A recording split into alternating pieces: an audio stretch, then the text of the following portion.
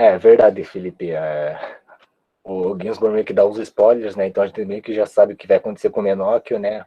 Eu acho que a gente meio que já sabe o que vai acontecer com ele só de ler o prefácio e às vezes a capa do livro, né? Às vezes acaba entregando algumas coisas, né? Mas eu acho que faz parte, né?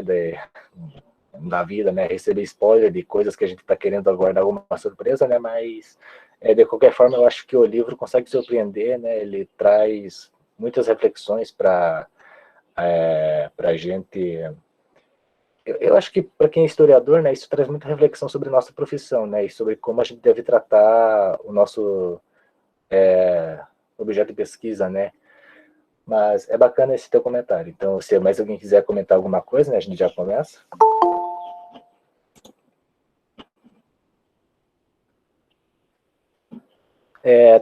A gente queria fazer com vocês uma breve experiência, né.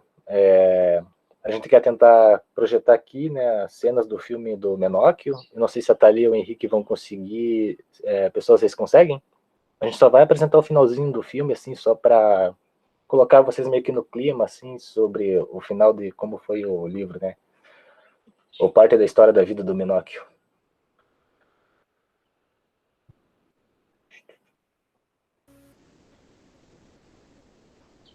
Consigo transmitir qualquer coisa, Alexandre? Você consegue? Qualquer Consigo. coisa aí, beleza. Tenta aí, daí qualquer coisa eu tento daí. A gente tá vendo aqui os bastidores, como é que vão fazer. É que aqui em casa tô com as minhas crianças, então, meus sobrinhos, né? Não tem filho, não. Os meus sobrinhos aí estão brincando aqui, daqui a pouco vai virar uma gritadeira. Aí vou ver se o Henrique conseguir, qualquer coisa eu dou um jeito. Eu vou num lugar mais tranquilo aqui. Beleza, então vamos só esperar um pouquinho, então.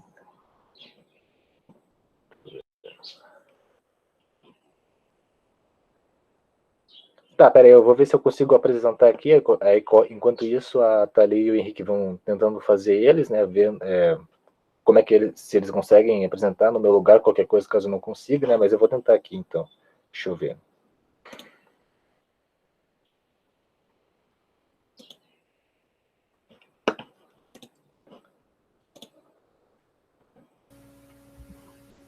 Posso transmitir aqui, Alexandre? Eu comecei agora. Tá aparecendo? Ainda não.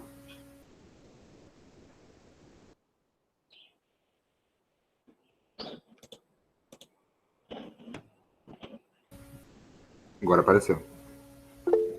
Tá aparecendo no YouTube? Isso, aham. Tá, eu vou. Eu só tô preocupado porque daí eu não sei se vai ter gente pedindo para entrar daí. Daí eu não sei se eu vou conseguir sair da janela para ir aceitar a pessoa, daí isso pode atrapalhar um pouco. Então eu vou deixar nesse tamanho mesmo a tela. Eu não sei se tá bom assim para enxergar a imagem, não sei. Deixa eu só deixar aqui só pra gente testar. Tá dando para ver alguma coisa assim?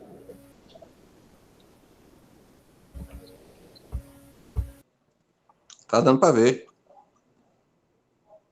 Beleza, então. Tá. Olha aqui se mandaram alguma coisa aqui no chat. Agora eu sugiro o pessoal ampliar, abrir a tela toda, que fica melhor. Não, é que eu tô preocupado que daí eu tenho que voltar daí aqui pra deixar o pessoal entrando, sabe? É por isso que eu não tô deixando. Tá, mas tá aparecendo o YouTube ainda? Tá Tá sim. sim. Ah, tá, beleza. Tá, eu vou iniciar aqui a projeção, né? Tá dando pra ouvir?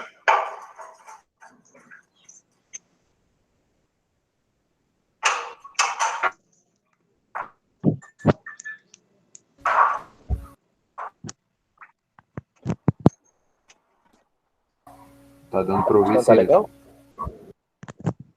Alexandre. Tá, eu vou permanecer aqui na tela aqui no Meet, né, para o pessoal poder ir entrando. E eu vou deixar aqui a tela da apresentação aqui no YouTube, então, para vocês poderem ir acompanhando o filme.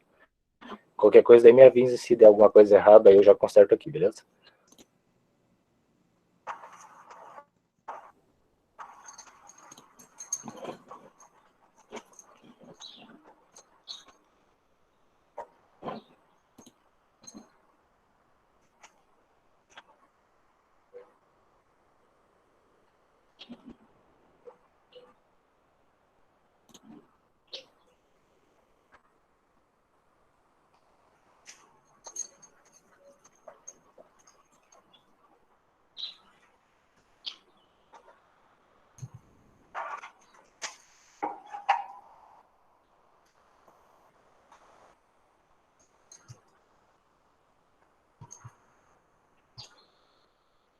devi abiurare quello che hai detto.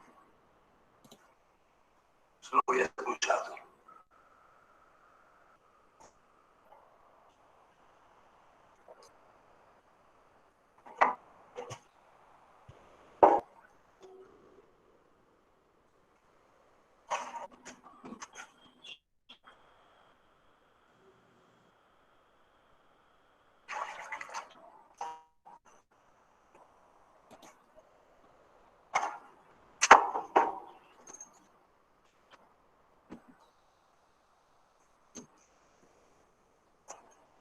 Hai detto che non serve la religione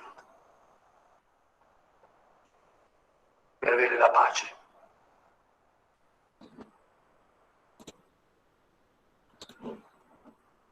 Ma tu non la vuoi. Sei come loro. Tu vuoi la guerra.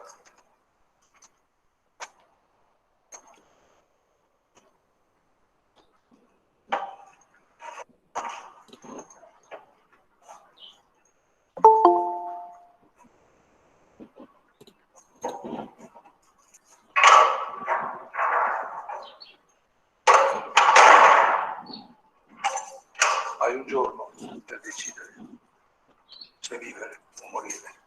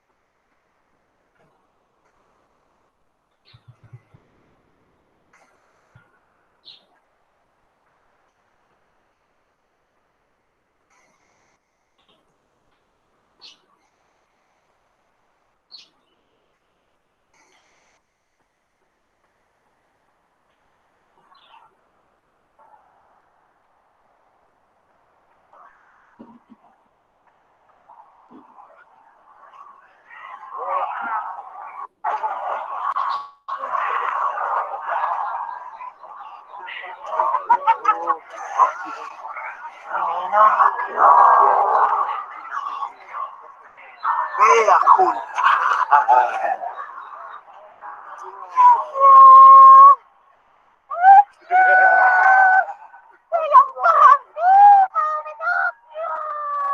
Sei vivo? Sei morto, Menocchio? Menocchio non è morto.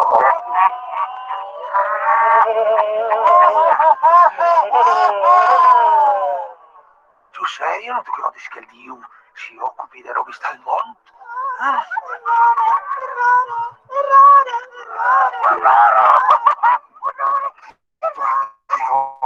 Tua chiesa, Menocchio. Tua chiesa, Menocchio.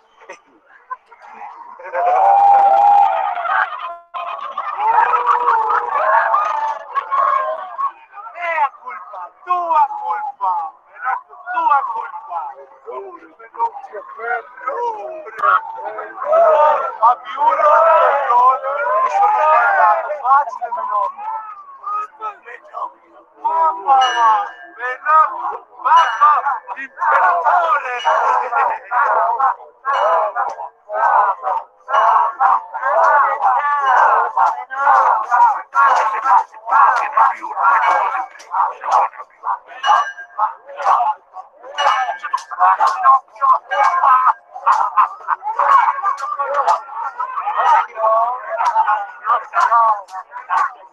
Pinocchio le stanco!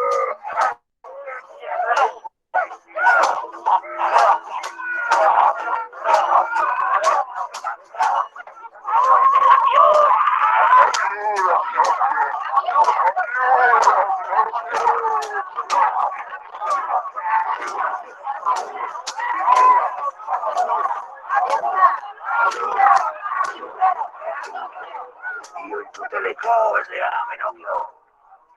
Dell'acqua, del cielo, dei fiori, dei fiori, l'albero sacerdote, ti confessi, l'albero sacerdote.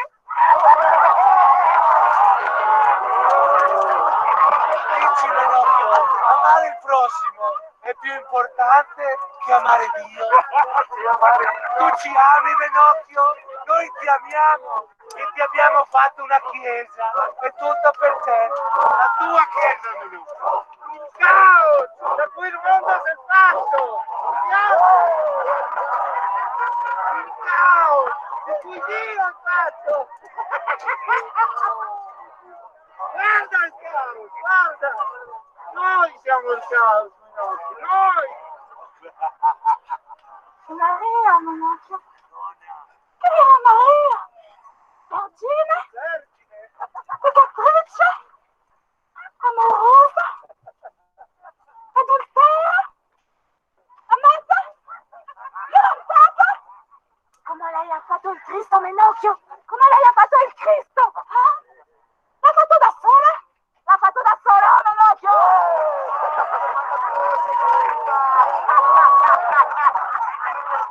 Noi ti amiamo Pinocchio.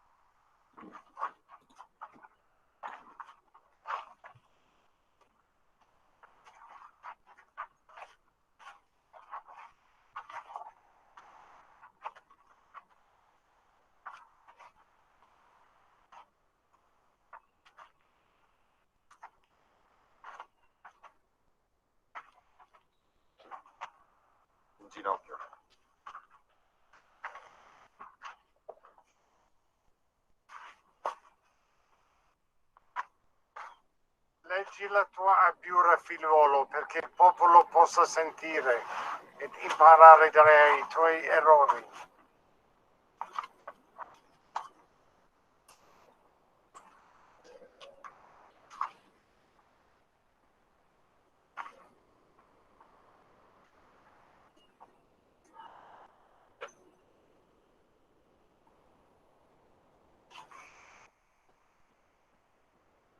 Comincia.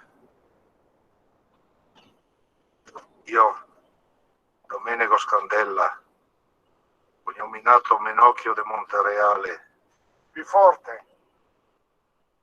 diocesi di Concordia, giuro credere con il cuore e confesso con la bocca quella santa fede cattolica ed apostolica, quale la Santa Romana Chiesa crede, ed conseguentemente abiuro ogni eresia di qualunque condizione ed setta contra la Santa Cattolica ed Apostolica Chiesa Romana.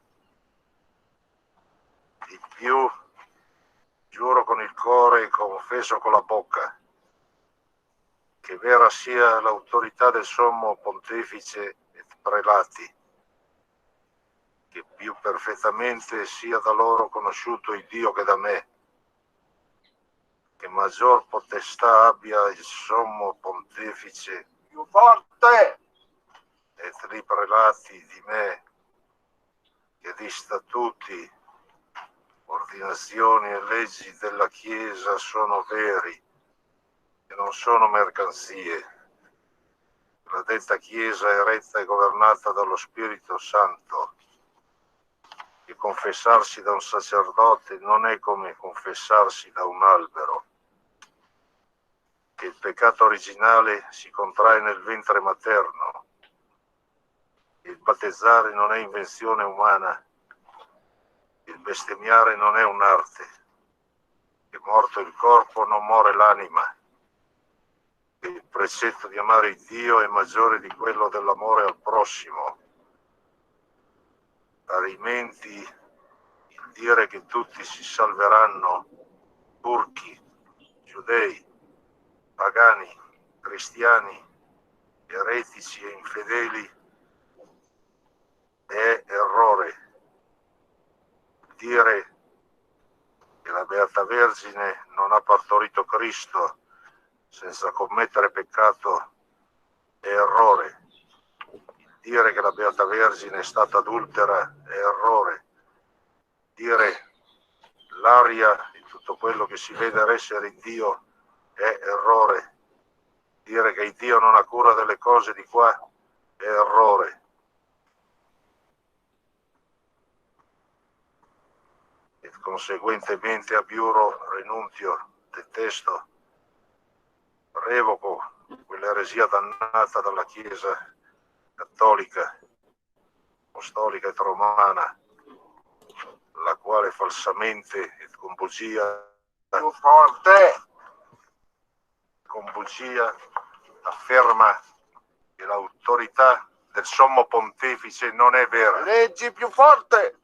che non si debbono adorare i santi, il battezzare è invenzione umana, il precetto di amare il prossimo è migliore di quello dell'amare il Dio, che la benedizione del laico è di tanto valore quanto quella del sacerdote. Bestemmiare è un'arte, l'anima è mortale. Il mondo fu fatto dal caos e dal caos si congregò una sostanza a modo di formaggio e il Dio non ha cura delle cose di questo mondo.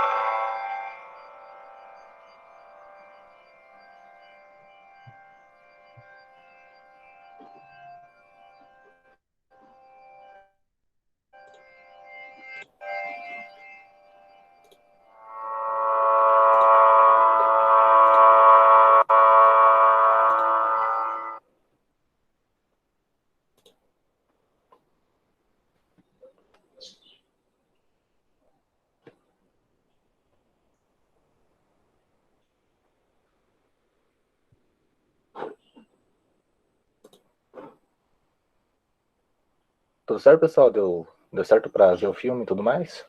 Não sei se deu algum problema, não sei. Peço desculpas aí pro pessoal que eu acabei demorando para aceitar, é porque eu tava com outra janela, daí acabou travando aqui para mim, daí eu não tava conseguindo aceitar a entrada de ninguém, tá? Então peço desculpas caso eu tenha demorado, tá?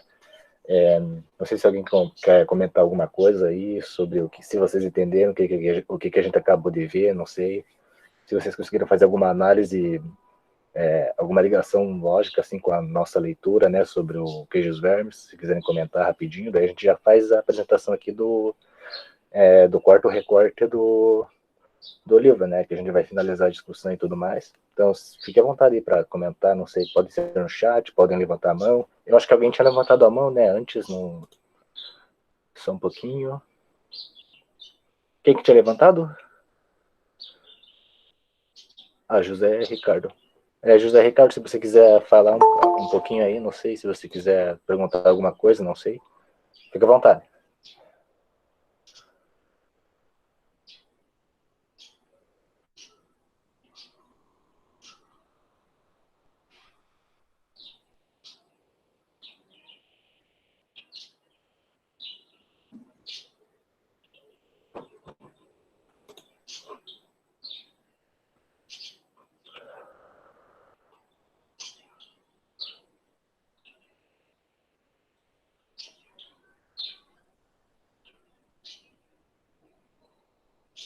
José Ricardo tá aí?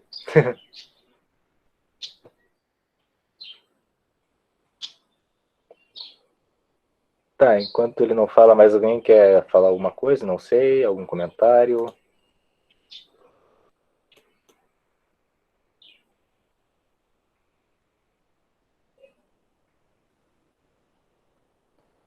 Não? Tá, então acho que dá pra gente já ir começar, né? Vou começar agora a exposição sobre a quarta parte do livro, né? Que é basicamente a questão do segundo processo inquisitorial do Menóquio. Deixa eu deixar aqui, não sei se dá pra... Peraí. Tá. Bom, basicamente a quarta parte do livro começa com breves comentários sobre como foi a volta do Menóquio após o primeiro processo, né? E aí é comentado que ele voltou a trabalhar, de certa forma, numa paróquia, né? Ele seria camerário ou alguma coisa assim, né? Que é alguém da administração da igreja, né? E aí ele estaria... Bom, Gisborne começa a discorrer um pouco sobre como a profissão de moleiro acaba favorecendo o Menóquio nesse cenário, né?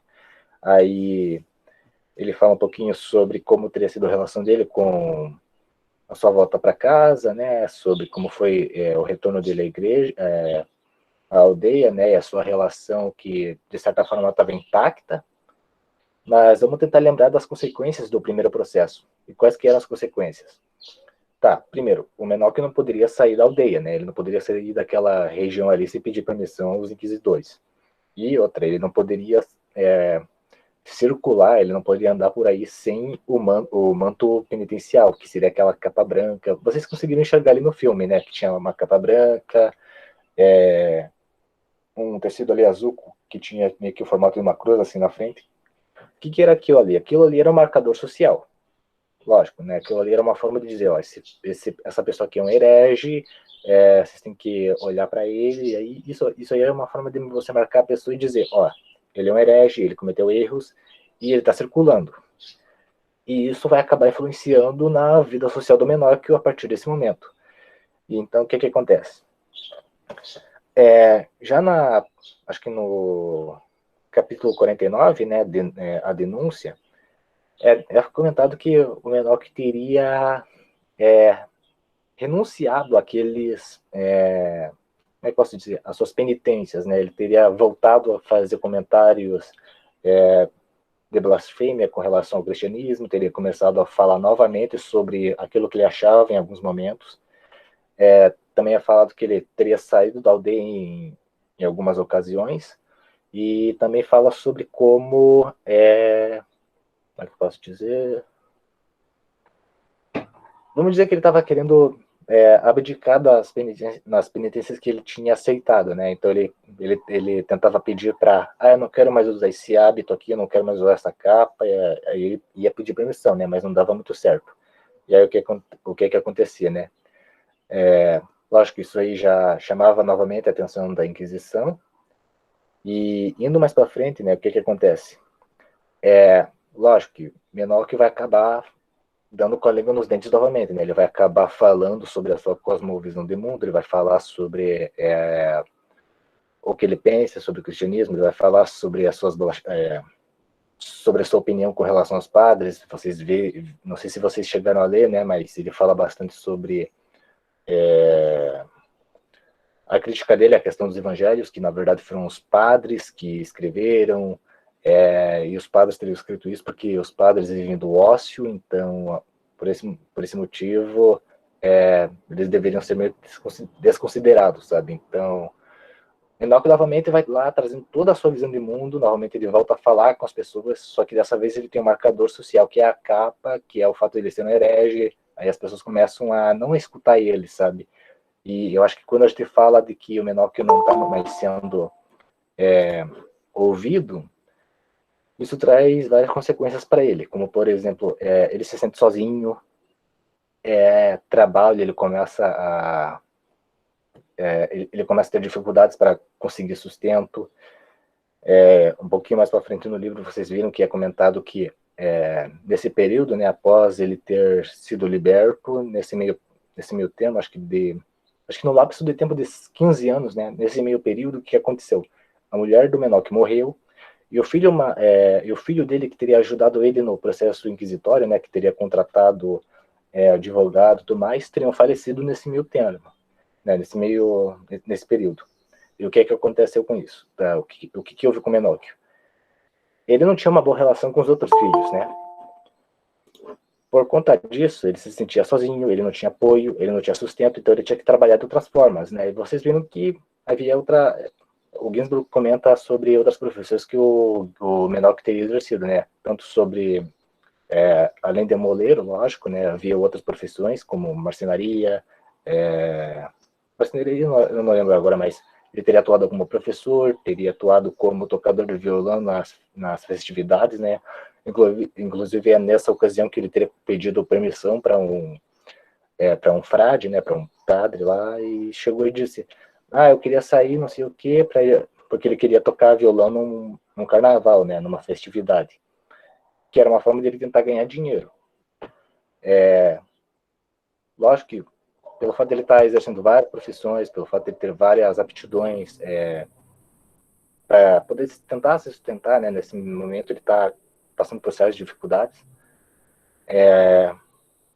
Lógico que ele tinha um moinho dele, mas de certa forma ele não estava conseguindo sustento bastante para manter aquilo lá. Então, isso aí é uma consequência do processo. Tá? Não foi só o fato do Menoque ter sido preso que acabou causando essa consequência, né? O fato dele estar usando um marcador social, que é aquele manto, acabou associando ele à imagem de um herege, porque ele é um herege. E as pessoas em seu entorno vão acabar tratando ele de outra forma. Então, vão acabar isolando ele. E essa questão do isolamento é pontuada a todo momento nessa última parte, sabe? Então, é a solidão do Menoque que a gente vai discutir nesse momento. Tá? Não sei se vocês conseguiram sentir isso durante a leitura, durante a exibição ali do filme. Não sei como é que vocês conseguiram se relacionar com o Menoque nesse momento, né? Eu acho que nesse momento a gente tem que pontuar muito como é que o Ginsburg exerce a sua narrativa e como ele faz como é que ele escreve a sua história, como é que ele consegue transmitir. Eu não vou dizer que ele transmite sentimentos, né? Em alguns momentos a gente pensa que o Ginsburg pegou documentos do Santo Ofício e começou a escrever, tipo, só isso. Não, existe a subjetividade do Ginsburg ali. Tá? Ele não pegou o documento de uma forma fria, vou só transcrever isso aqui e acabou. Não, ele colocou a sua visão, ele colocou a sua, como é que dá para dizer? A sua subjetividade, né? Os seus valores naquilo ali. Por isso que algumas pessoas acabam relacionando a visão de mundo do Menoque com o do Ginsburg, né? E a forma como o Ginsburg está tentando discutir o Menoque. sabe? Então, é como se fosse uma simbiose. Simbiose não, né? Mas, tá, me fugiu a palavra agora, né? Mas, como é que dá para dizer? É como se o autor se relacionasse com o seu personagem, né? Então, é possível a gente ver como isso é construído durante a narrativa, né? Então, é por esse caminho. Se quiser comentar alguma coisa sobre isso, não sei. Algum O comentário? Alexandre, Pode falar. eu acho que você eu acho que você quis dizer que o autor se projetou no personagem, não? Isso. Pronto. Eu acho que dessa forma é melhor. Valeu, Cad. Só quis dar essa ajuda aí. Uhum. Não, mas eu acho que esse tema que você usou é muito bom. Acho que ele espelha melhor o que eu quis dizer. Então, obrigado pela ajuda aí. Mais alguém quer comentar alguma coisa, pessoal? Tá, tudo bem. Acho que dá para ir dando uma certa continuidade nisso. Então, quando a gente está falando sobre as consequências, né? Então, novamente, né? O Menóquio volta a falar mal da igreja, ele volta a cometer as suas heresias. E aí, vocês provavelmente já viram ali que começa a questão do segundo processo, né? Começam as denúncias novamente, né? E começa todo aquele rodeio começa novamente, né? Então, lá vão os inquisidores atrás do Menóquio, lá vão eles fazendo perguntas. Então, basicamente, vocês verem, eu acho que na parte 52, né? Fantasias, que tem aquela questão lá do... Como é que é?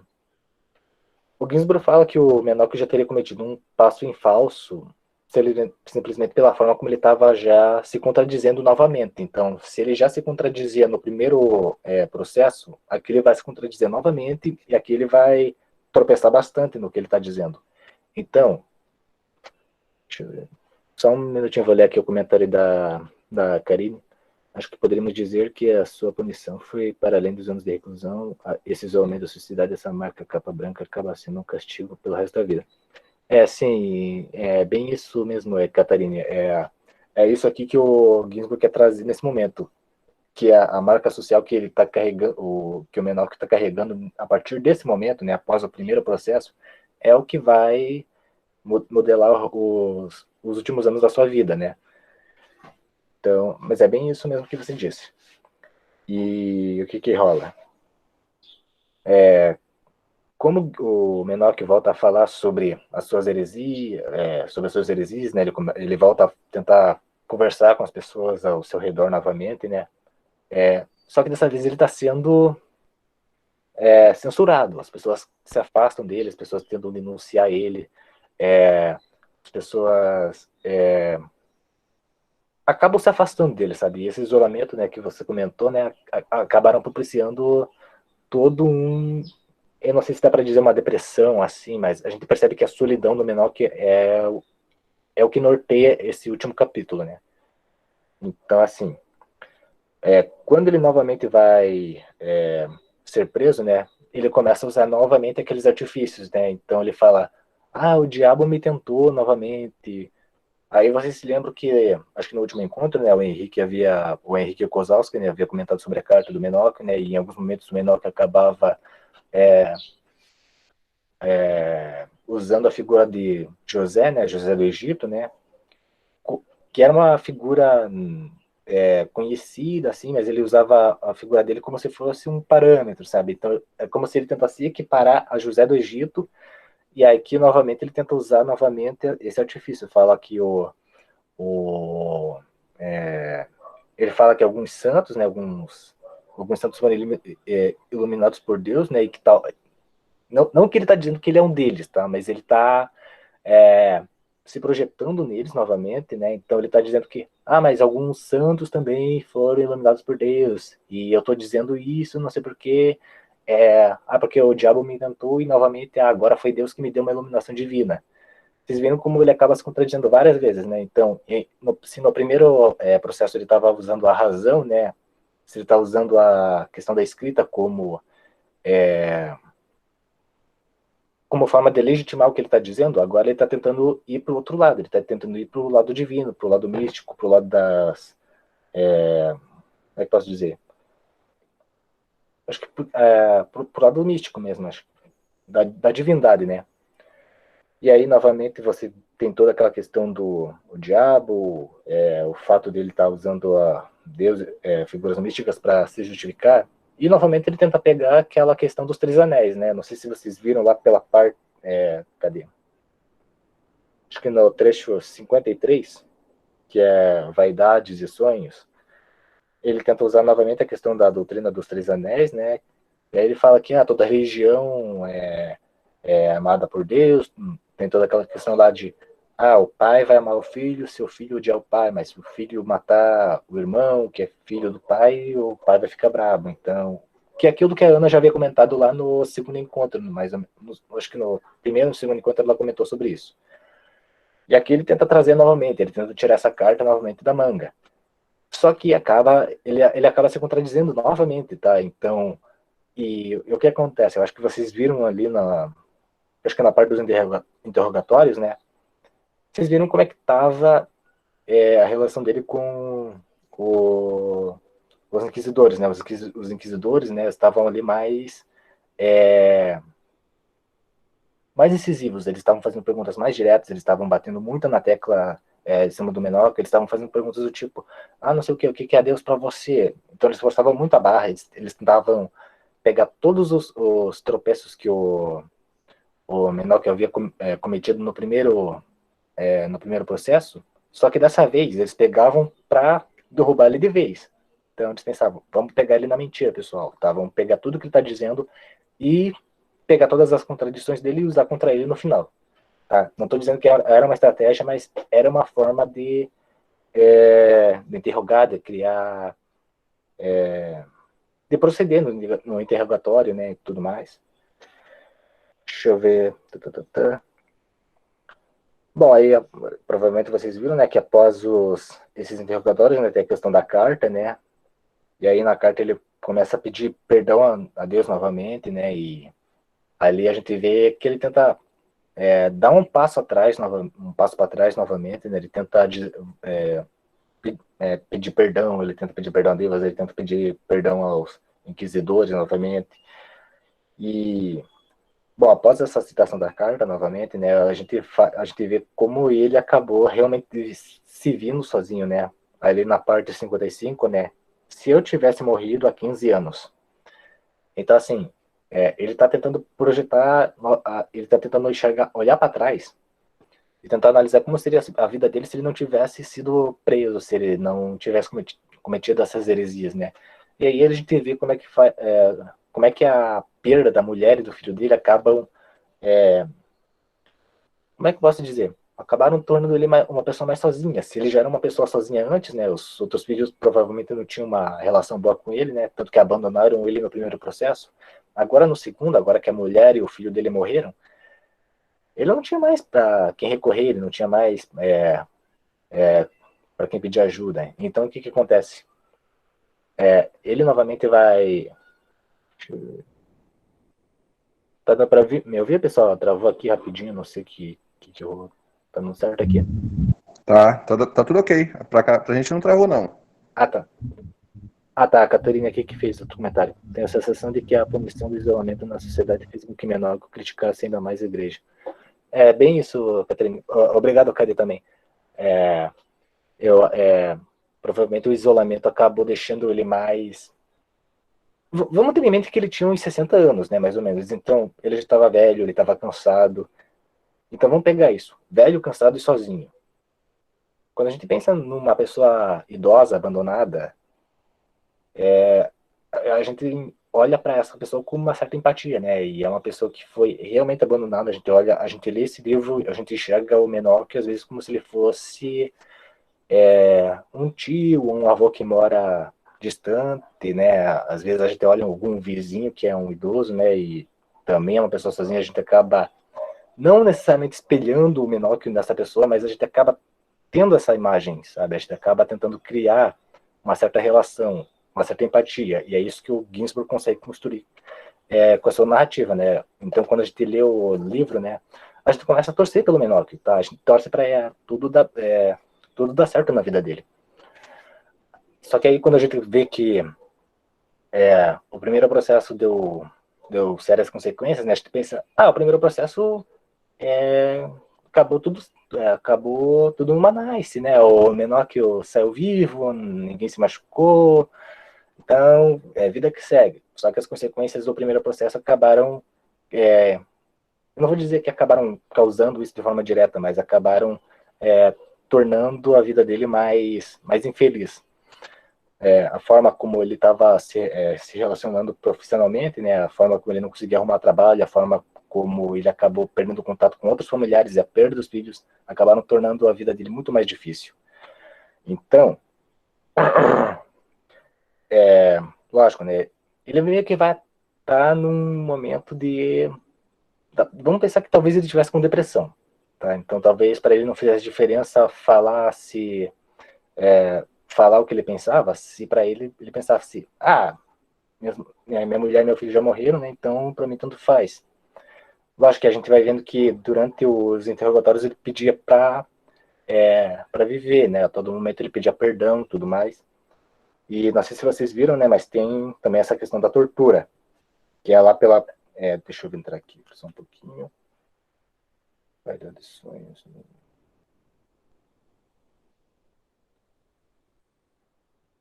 Tá, é lá pela página 169, né? E aí você tem toda a narração de como teria sido o interrogatório, né? Então, lá vem ele. Pediram-lhe que ele confessasse o nome de seus cúmplices, se não quisesse ser torturado. Respondeu, eu não me lembro de ter discutido isso com ninguém. E aí começa toda a questão de puxar as cordas, né? Começaram a esticar o corpo do menor, que começaram... É dito ali que a tortura teria sido moderada, né? Dentro dos documentos. A tortura teria durado cerca de meia hora, né? E teria sido, a todo momento, o menor que dizendo, não, pelo amor de Deus, ó Jesus, socorro, me ajuda, não sei o quê. Então a gente vê o desespero dele, né? Então, vamos pegar aquela figura de uma pessoa idosa novamente, até. Não sei se vocês conseguiriam visualizar ali no filme, né? Deu para ver ali como seria o Menoch, né? Na visão do diretor daquele filme, né? Provavelmente, se vocês conseguirem espelhar aquele senhorzinho aqui no livro, vocês conseguem ter uma relação de empatia muito grande com ele, né? Então, quando a gente vê aqui a forma como o Ginsburg está descrevendo a tortura física dele, é meio... não sei como dá para dizer. Eu acho que isso dói na alma, sabe? Foi isso que eu senti quando li pela primeira vez, eu li pela segunda, que isso ainda me causa um certo sentimento meio triste, sabe? Eu não sei como é que vocês se relacionam com isso. Daí, se quiserem comentar também, não sei, ou se quiserem falar depois, né? Aí, bom, a partir desse momento, né, o Ginsburg começa a falar sobre outros casos de heresia que eram semelhantes a do Menóquio, né? Então ele fala sobre como é que é o nome do carinha aqui? Deixa eu ver. Scóbio, alguma coisa assim, né? Acho que Scóbio. Que também tinha toda aquela questão de falar sobre como para ele seria o paraíso, não sei o quê. Ele também usa também a questão do inferno de Dante, né? Aquela coisa lá dos 7 céus, dos 7 infernos e tudo mais. E aí ele começa a discorrer sobre isso, né? Ele fala como era... que embora o Menoch fosse um camponês diferente, né? Havia pessoas que pensassem como ele. Não exatamente, mas da mesma forma como... como é que eu posso dizer? Haviam pessoas que também tinham contato com uma cultura letrada, mas ao mesmo tempo também tinham a cultura oral para criar sua cosmovisão de mundo, né? Então ele cita o caso do Scóbio, eu acho que também do Pellegrino Baroni, alguma coisa assim, que também seria um moleiro, né? Acho que esse aqui seria o personagem que ele chama de El Gordo, né?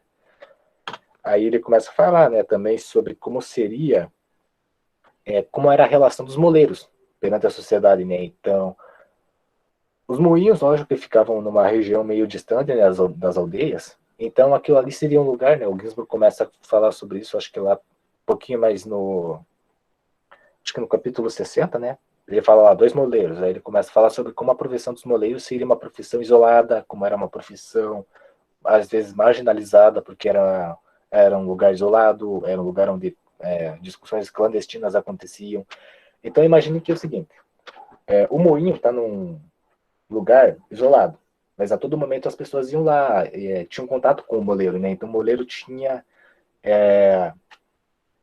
ele tinha assunto, ele tinha conversa, então havia várias trocas de ideias. Então, imagine os moinhos não como apenas um lugar isolado, tá? Imagine que o moinho é um lugar onde várias discussões, várias subjetividades acabam se intercalando, e às vezes o moleiro acaba sendo, como é que dá para dizer?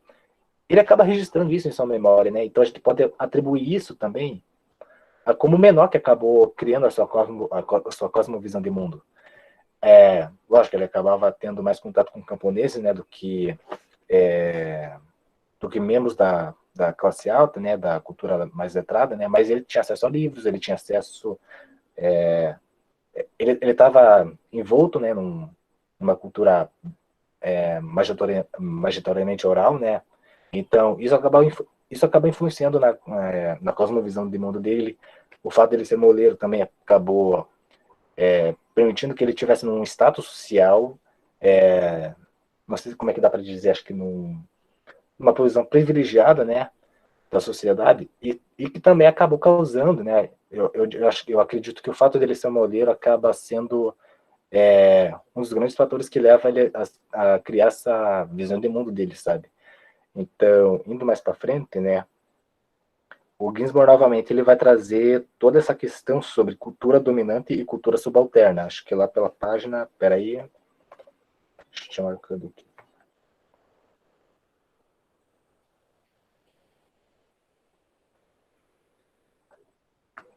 Tá, não vou lembrar agora aqui, mas ele começa a falar sobre como seria a relação das culturas. Eu acho que quando a gente está falando de cultura alta e cultura baixa, né, vamos mudar aqui os termos, né, quando a gente fala de cultura das classes altas e das culturas da classe subalterna, a gente tem que imaginar que não estamos pensando numa dicotomia muito incisiva, sabe? Então não existe um muro que vai separar as duas, de fato, né? As duas culturas vão acabar interagindo, e outras culturas também. Então, o certo não é a gente imaginar aonde essas culturas começam e terminam, mas como elas acabam interagindo, como elas acabam se relacionando. Eu queria indicar para vocês aqui, ó, esse livro aqui, não sei se dá para ver, que é do Peter Burke, Cultura Popular na Idade Moderna.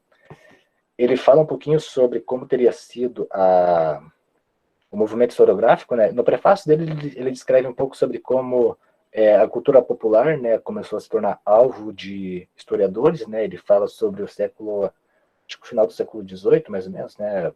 Que teria sido quando os intelectuais começaram a ouvir os camponeses e registrar as suas falas, registrar a cultura oral. Então, aqui esse livro é muito bacana, gente. Se vocês puderem ler, recomendo, é muito bacana.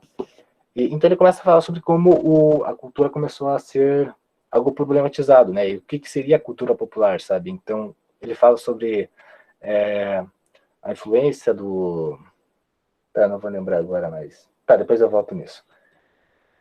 Mas voltando ao Menóquio, né, novamente, a gente tem que refletir, tá? Novamente, você se lembra que eu já tinha falado, né, no segundo encontro, que isso aqui não é um livro só para a gente ter uma conclusão, é um livro para a gente refletir a todo momento, tá? Então, quando a gente fala de cultura popular e cultura das classes altas, a gente não tem que imaginar que são duas culturas totalmente diferentes. Elas acabam influenciando uma a outra, tá? A gente não sabe ao certo o quanto uma impõe os seus valores sobre a outra, ou enquanto uma tem uma prática de resistência com relação à outra, mas a gente tem que imaginar que elas realmente estão interagindo a todo momento, tá? Elas não vivem em bolhas isoladas. A gente pode imaginar que alguns indivíduos estão em bolhas isoladas, tá? Mas de forma nenhuma, a cultura por inteira ela não vai estar totalmente... ela não vai permanecer totalmente em sua essência, sabe? Então, ela vai acabar mudando com relação ao tempo, as conjunturas externas vão acabar modelando, por assim dizer, né, a sua dinâmica, como é que fala? Acho que sua relação com... que palavra? Mas a vida das pessoas vai acabar mudando, né? O tempo vai passando, então a cultura vai acabar se adaptando a novos valores. Então, quando a gente fala de cultura, a gente tem que imaginar que a cultura sempre a cultura vai estar mudando em alguns momentos, tá? algumas culturas mudam de forma radical, outras culturas acabam sendo suprimidas, outras culturas acabam aflorescendo. O processo da aculturação é uma coisa que acontece a todo momento, tá? Então a gente tem que ter isso em mente. Então, eu acho que era mais isso que eu queria comentar sobre esse trecho, né? E aí o Ginsburg vai falar, né, sobre a que fim levou o Menóquio, né? Então, lá estava ele, né, provavelmente vocês viram ali no filme, né? Aquilo ali era basicamente o Menóquio falando sobre suas heresias, né? E aqui é comentado que o Menóquio acabou sendo queimado, né? No geral é isso, né? Ele também fala que isso aí teria sido mais ou menos no mesmo período em que o Giordano Bruno teria sido queimado também. O Giordano Bruno que também tinha uma certa... ele também tinha uma cosmovisão de mundo que acabava atormentando a igreja, acabava irritando os inquisidores, né? Que também foi um cara que acabou sendo queimado. Então, o Ginsburg faz, lógico, que esse paralelo entre os dois, mas ele não diz que um influenciou o outro de forma direta, né? Ele só apontou que era normal que as pessoas cometessem heresias, tá? E era normal também que a igreja acabasse punindo elas dessa forma. E ele não diz que existia uma seita de hereges que estavam planejando derrubar a igreja. Não. Ele está dizendo que indivíduos, pessoas normais, elas tinham sua própria visão de mundo. Então, nesse momento, a gente tem que ponderar que o Menóquio era só um homem no seu tempo. Tá, vamos pegar aquilo que a gente comentou, acho que no primeiro encontro, né? Nenhum indivíduo está à frente do seu tempo, tá? De forma nenhuma. O Menóquio estava numa posição social privilegiada, ele estava... ele tinha contato com a oralidade, ele tinha contato com a escrita, ele tinha contato com várias coisas. Então, isso foi o que propiciou a sua cosmovisão de mundo, tá? Em nenhum momento ele olhou para o futuro, em nenhum momento ele viajou no tempo e enxergou como as coisas seriam, sabe? A cosmovisão de mundo foi gerada por elementos do seu entorno e da forma como ele lia o seu entorno, tá? Então, de forma nenhuma, a gente pode dizer que Menóquio era um homem à frente do seu tempo. Então, quando a gente fala que quando a gente fala que o Menóquio foi uma figura importante, né? Até que ponto ele foi importante, né? O que o Menóquio influencia aqui no Queijos Vermes? O que é importante a gente saber do Menóquio quando a gente está falando sobre história? A gente tem que saber que a história, às vezes, ela acaba sendo muito elitista, às vezes a história acaba sendo muito uma visão geral, e às vezes ela acaba apagando as pessoas pequenas, tá? Acho que pequenas é uma forma um tanto pejorativa de falar, acho que a história às vezes acaba apagando o elemento humano, sabe? Quando eu digo humano, não estou falando de pessoas em si, mas das pessoas do cotidiano. Então, quando a gente está falando de que Carlo Ginzburg fez uma obra que faz a gente refletir, a gente não está pensando apenas sobre como ele criou uma narrativa, mas também como ele conseguiu trazer, isso mesmo, Cláudio, pessoas comuns. A gente não pode descartar que as pessoas, todo mundo é ser humano, né? Então, não é porque a história fala mais sobre reis, não é porque a história fala mais sobre príncipes, ou porque a história fala mais sobre alguns eventos, como Segunda Guerra, não sei o quê. A gente tem que lembrar que as pessoas também fazem parte desse processo histórico, tá? Então, as pessoas têm... todo mundo como é que fala? Todo indivíduo é um elemento histórico, tá? Todo mundo faz história. Então, quando o Ginzburg está falando que Menóquio era um camponês, mas não um camponês qualquer, ele está dizendo que ele era um indivíduo. É isso que a gente tem que focar, nos indivíduos. E quando a gente está pensando no Menóquio, a gente tem que lembrar que nos últimos momentos da vida dele, ele passou... sujeito histórico. Então, Menóquio era um sujeito histórico que acabou criando a sua cosmovisão de mundo. Ele acabou...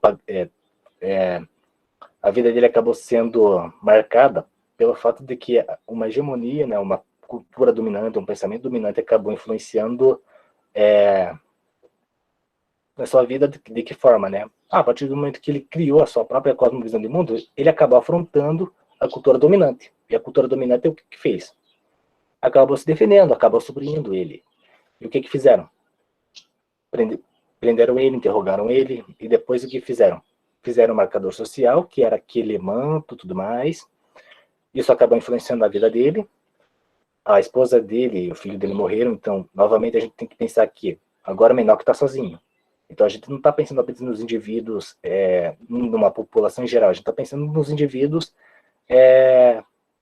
nisso que eles são, né? Indivíduos. Eles não são uma massa, tá? Quando a gente fala de massa, a gente pensa no povão, a gente pensa numa multidão enorme. Não, Enoque era um indivíduo, ele era um sujeito histórico, como o Cádio ele comentou, né? Ele é uma pessoa comum que acabou tendo contato com ambas culturas, tudo mais. Eu peço desculpa se eu estiver me repetindo aqui, pessoal, que eu estou me enrolando aqui, mas eu já estou finalizando.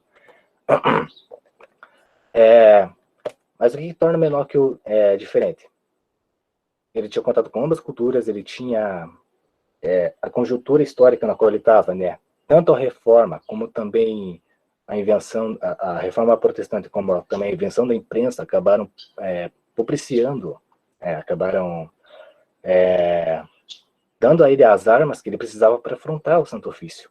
Então, Enoque é um indivíduo, ele é um sujeito histórico que é influenciado por fatores históricos, ele é um indivíduo numa cultura, ele é um indivíduo numa sociedade em que várias culturas permeiam, tanto a cultura letrada como a cultura oral acabaram influenciando essa história. Então é disso que a gente está falando, pessoal, que Enoque era um indivíduo, tá? Ele não era mais nem menos, ele era um indivíduo que acabou apenas se relacionando de uma forma diferente com os seus valores, as suas culturas, as suas cosmovisões do mundo, né? E também com as pessoas ao seu redor. Eu acho que eu já estou me repetindo aqui, eu peço desculpas, pessoal, qualquer coisa depois eu concluo de uma forma melhor, mas eu acho que no geral era isso. Desculpa se eu acabei me repetindo, se deixei alguma coisa de fora, então se quiserem comentar alguma coisa, não sei. Qualquer coisa eu retorno aqui. Acho que está aberto o debate, então.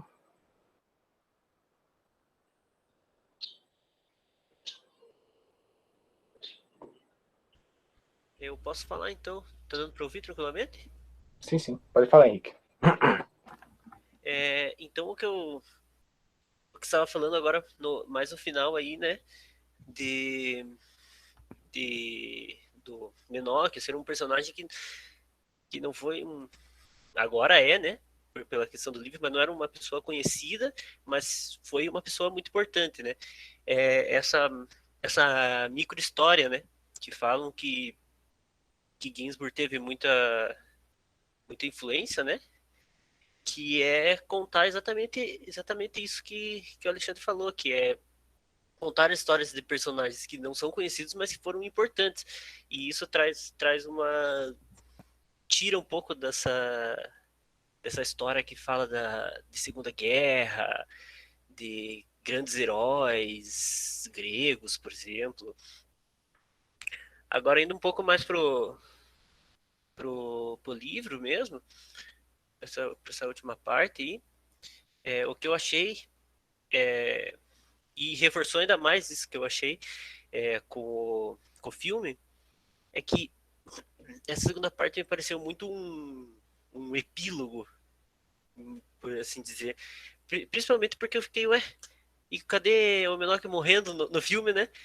E daí eu vi, nossa, ele acabou no primeiro julgamento, né? E daí isso só reforçou ainda mais o que eu tinha achado muito um epílogo essa segunda parte, que ele volta a viver na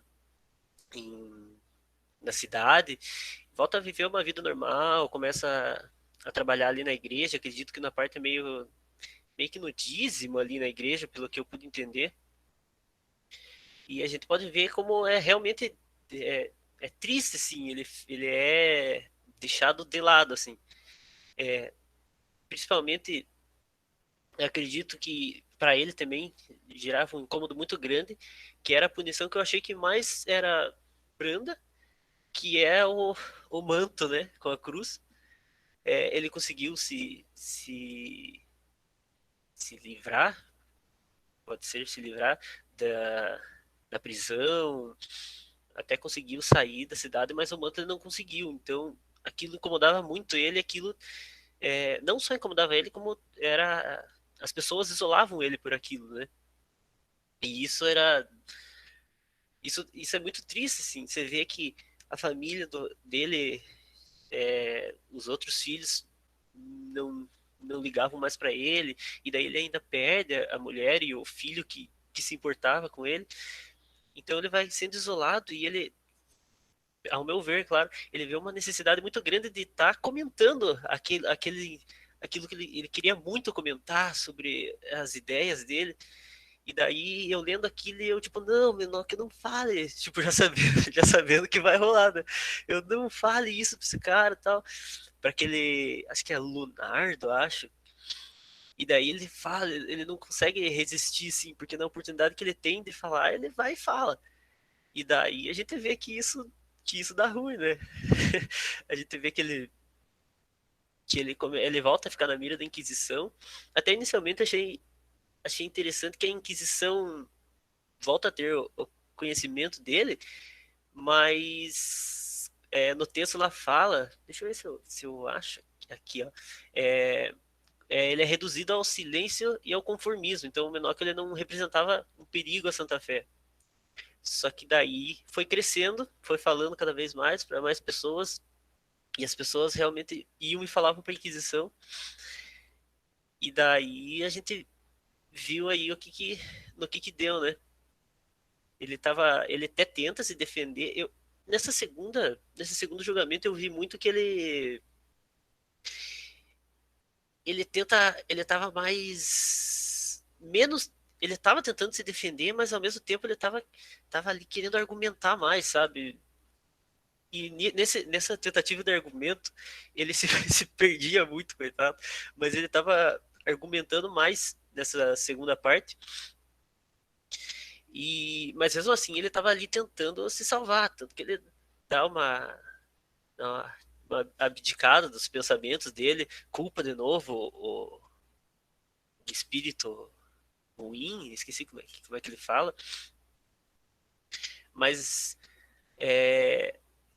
mas ainda assim não conseguiu, né? E uma coisa que eu achei interessante nesse segundo julgamento, em comparação com o primeiro, é que no primeiro julgamento, né, que a gente apresentou semana passada, o Menoque ele busca não sei se busca uma humildade, não sei, mas ele fala que ele quando perguntam o que ele faz, né, ele fala que ele é moleiro, que ele é carpinteiro, né.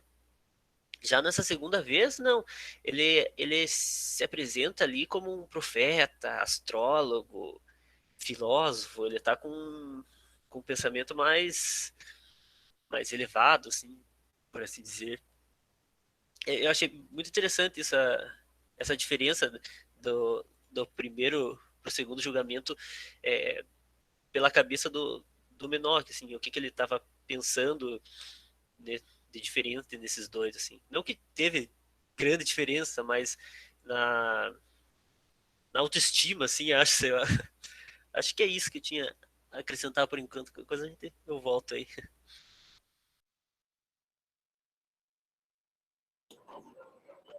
Valeu, Henrique. Mais alguém? Paulo? Então, bom dia para todo mundo. Eu sou o Paulo, do primeiro ano do bacharel aqui do EPG. E uma coisa, né, que me chamou muita atenção nesse final de capítulo é que o Ginsburg, ele mostra como, mesmo o Menoque sendo, assim, uma personagem ali diferente da maioria, né, ele trazendo essas ideias, ele também mostra que ele não era o único, né, então ele traz o Escólio, traz aquele outro ali que foi citado, o Pigino, que eles também têm essas ideias heréticas, né, e é interessante os pensamentos deles, que o Pigino, ele tem um trecho ali que uma pessoa falou que ele falou, né, então que ele dizia assim, que não existia inferno, nem purgatório, e eram invenções dos padres e frades para lucrarem com isso, né, então, tipo, ele já está ali trazendo a crítica ao dinheiro que a igreja conseguia arrecadar a partir dessa ideia de salvação, né, então você tinha que tá ali junto com a igreja, pagar ali o teu pedaço de terra no céu, né, e para você então eles enriqueciam com isso.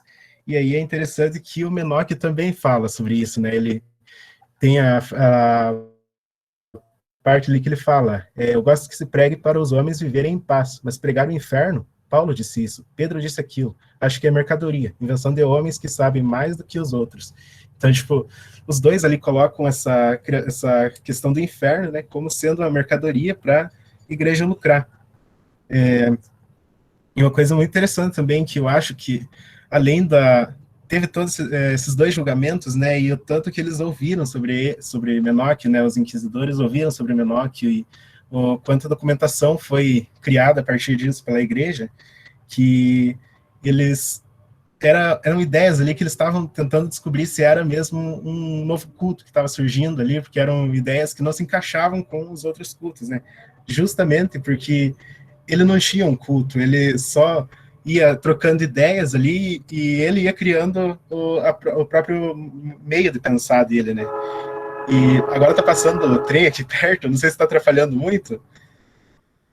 Tá, então, tipo, a igreja mantinha tentava prolongar esses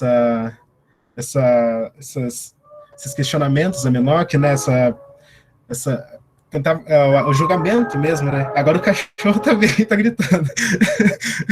Não querem que eu fale hoje. Mas, enfim, deixa eu ver ali o que tá acontecendo com ele, mas já volto aqui. Rapidinho. Luiz Amel, corre aqui.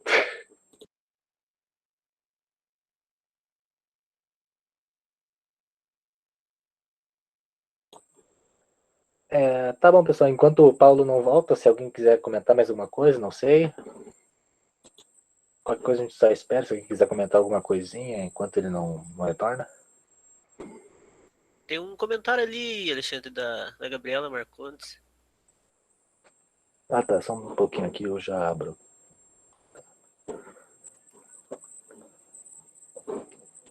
Tá, eu vou ler aqui então o comentário da Gabriela. Ao finalizar a leitura, só um pouquinho. Opa! Tá, fechei aqui e voltei. Percebi que esse livro não é o tipo de livro que eu leria por livre e espontânea vontade e o clube me motivou demais. No final eu acabei adorando, então queria muito parabenizar vocês novamente, o trabalho de vocês demais. Gostei demais das relações que o autor fez e como ele falou, fechou todas as pontas dessa pesquisa. É verdade, Gabi. A gente agradece também, a gente não... A gente agradece principalmente você, né, que contribuiu bastante com os debates também, né, e com todo mundo que está aí, né, esse espaço só existe porque vocês se engajam, fazem parte da nossa... vocês motivam a gente a construir melhor nossas atividades, né, então vocês motivam a gente bastante nisso, então a gente agradece a vocês também. E é verdade, assim, eu acho que ninguém leria o Queijos Vermes por livre e espontânea vontade, né? Eu, como falei no segundo encontro, eu só li por obrigação e acabei gostando, né? É o tipo de livro que a gente lê e acaba refletindo sobre, sabe? Ninguém acabaria lendo ele simplesmente por, sei lá, você está numa livraria, vê esse livro e pensa, eu vou comprar esse livro aí para ver do que fala.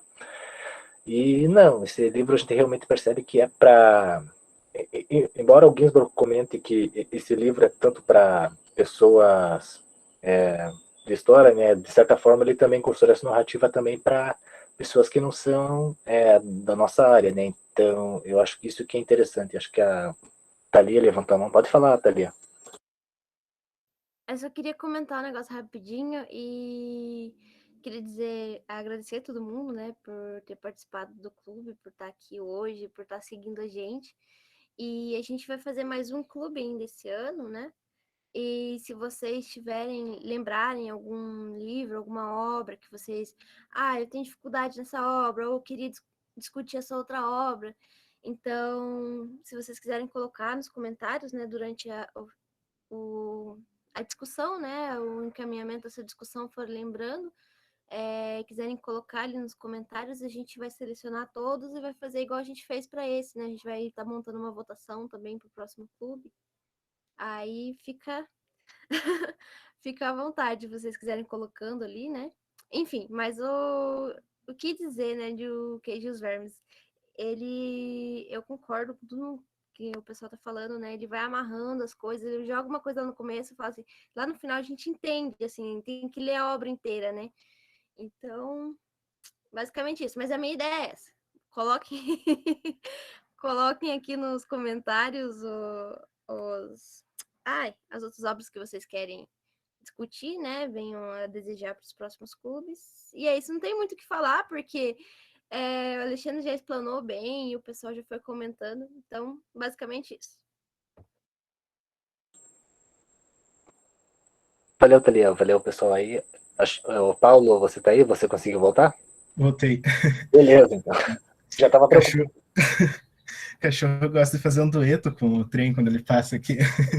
Mas, enfim. Não, eu já ia chamar a Luísa Mel, ó, tá maltratado aí, ó.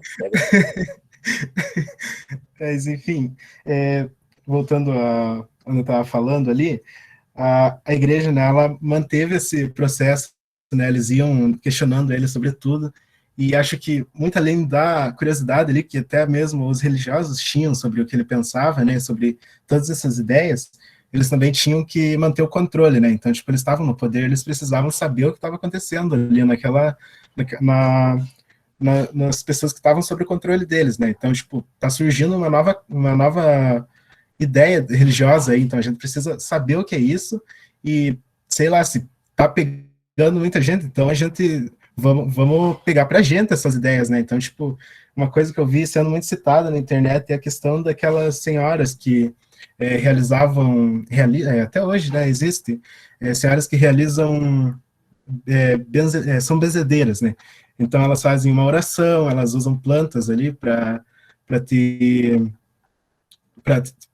tirar, sei lá, uma dor, para te abençoar. Então, tipo, era uma coisa pagã na Europa ali, mas que a igreja ficou sabendo disso e acabou trazendo para eles, né? Acabou colocando ali rezas cristãs, né? Rezas católicas para transformar isso numa coisa católica, porque a população estava já com essas ideias. Então, tipo, não ia ter como eles executarem toda a população ali, torturar toda a população para servir de exemplo para 2 ou 3 que não compactavam com isso, né? Então, tipo, é muito interessante isso, porque a igreja ouvia Menoque ali para eles saberem se ele tinha os seguidores dele, né? Para poder controlar esse novo tipo de pensar.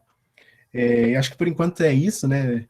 O pessoal pode se inscrever aí, falar o que pensaram, o que não gostaram do livro, o que gostaram. Fiquem todos à vontade aí, que o espaço é de vocês. Valeu, Paulo. Eu acho que o Cad levantou a mão, né? Pode falar, Cad. Bom dia oficialmente a todos e todas. Estão me ouvindo bem? Não, eu só vou dar, como hoje eu estava fazendo as atividades aqui, não pude ficar presente total na reunião hoje, aí eu perdi muito dos comentários que vocês fizeram. Estava meio mestre dos magos hoje. É o seguinte, quem gostou da história do Queijo dos Vermes, eu sugiro um filme que o personagem é muito parecido com o Menóquio, que é o nome do filme, é Um Estranho no Ninho. Alguém aqui já assistiu? É um filme antigo, de 1975, com o Jack Nicholson, aquele cara que fez o Coringa do Batman antigo, entendeu? O Estranho no Ninho fala do seguinte, era um cara que ele foi preso, ele era um transgressor social lá, né? Um cara meio loucão. E o advogado, o que o advogado fez?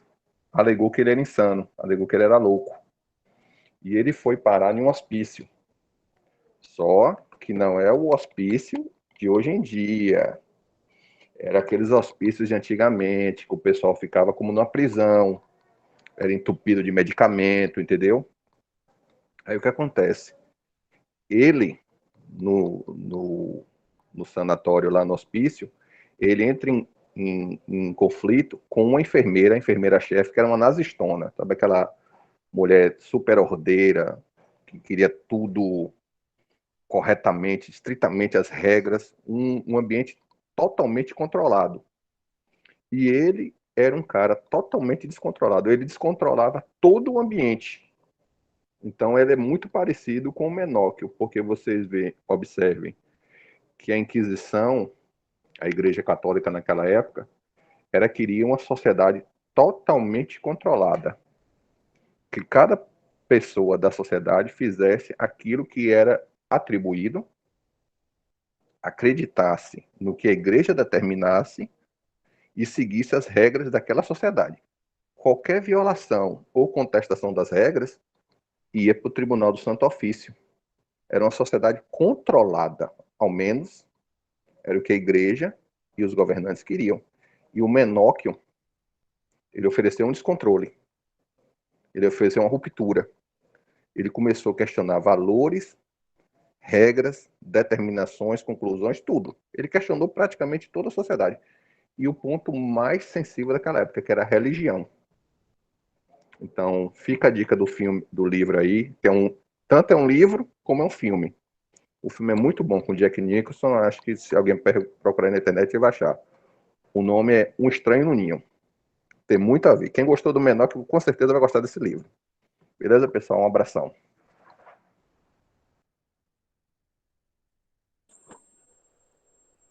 Valeu, Cláudio. Mais alguém?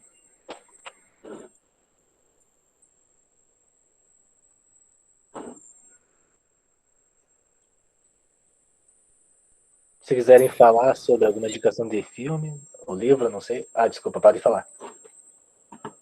A Caterine foi quem abriu o microfone? Fui eu.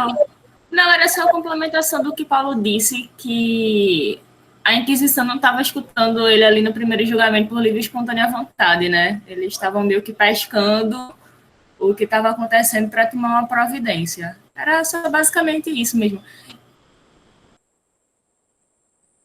Não, mas valeu. É importante vocês falarem, vocês pontuando essas coisas que a gente já diz, ou vocês dando uma complementada, é o que torna a discussão mais rica aqui. Então, se mais alguém quiser falar, não sei.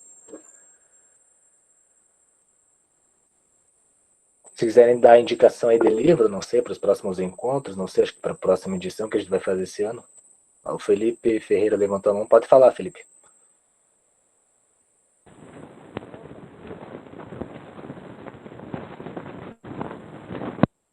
Alô? Tá me ouvindo? Agora sim. Opa. Beleza. Não, eu só queria fazer meu comentário sobre o que eu achei do livro. Na verdade, não é a primeira vez que eu tenho contato. Eu fui sugerido pelo livro, pelo meu professor de ensino médio, que ele me emprestou de início, eu dei uma lida quando eu estava no terceiro, só que eu não terminei. Daí o que eu achei muito interessante do próprio livro em si, eu vi no filme também.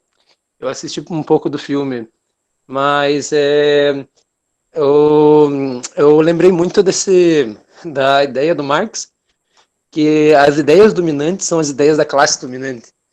Eu achei bem interessante como o uso do próprio manto branco como uma forma de dominação aparece tanto e marca tanto o Menóquio, que apresenta ele como quase um dominado, como alguém que perdeu uma batalha, pelo menos pelo Menóquio, que valorizava tanto as próprias ideias. A gente vê ele sempre provocando a igreja, querendo um pouco de voz e destaque. Então, eu achei isso bem interessante, essa marca, o manto, como o vencido, assim, sabe? Alguém que perdeu um conflito, pelo menos o Menóquio, que gostava tanto de bater, de ir conversar com as pessoas, de aparecer. Tanto que ele não baixa a cabeça para a igreja no primeiro, e ainda tenta debater com ela, sabe? Então, acho que não quem que tinha comentado antes no chat, que marca bastante, que não é só um manto, algo que parece uma coisa supérflua, como marca tanto uma pessoa.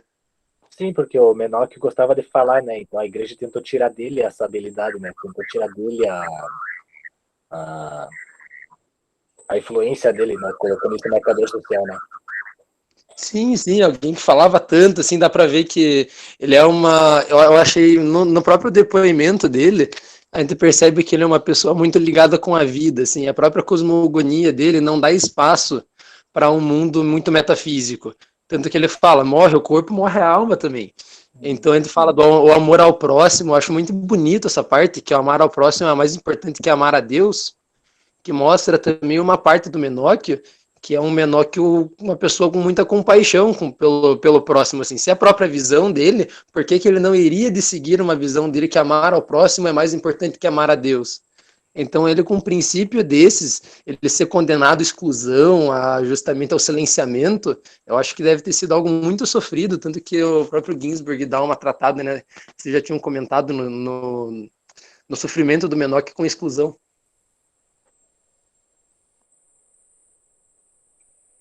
Mas era isso, obrigado. Não, valeu, Felipe. Essa fala foi muito importante. Porque mostra como é uma relação com o que o Cade também tinha falado, né? Que a igreja tinha que tentar modelar, né? Tentar silenciar as pessoas, né? E o manto era um marcador social disso. Era uma forma de você calar as pessoas. Então, eu acho bacana como as falas de vocês acabam se relacionando assim. Também é muito o que a gente já havia comentado também. Então, é bacana. Mais alguém, pessoal?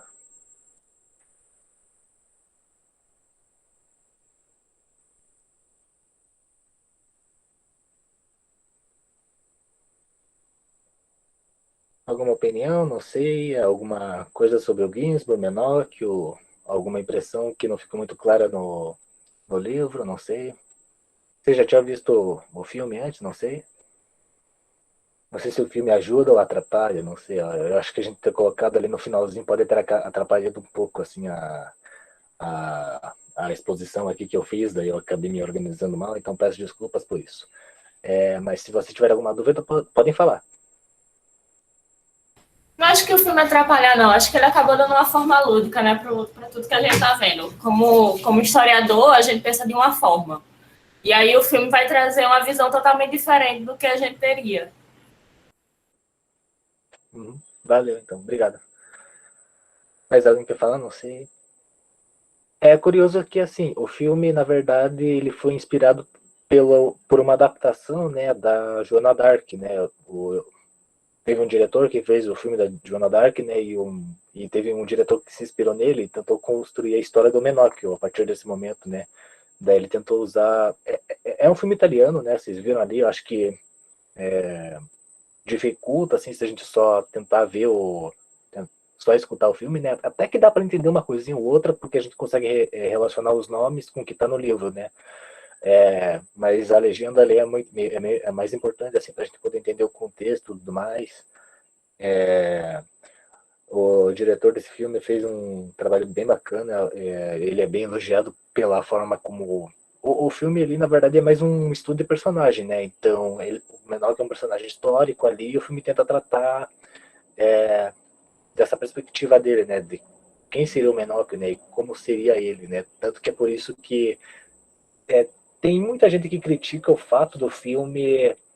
no finalzinho ali, vocês viram, né, que o Menoch meio que olha pra câmera, sabe? Então ele meio que tenta quebrar a quarta parede, mas, tipo, meio que foda-se essa questão, né?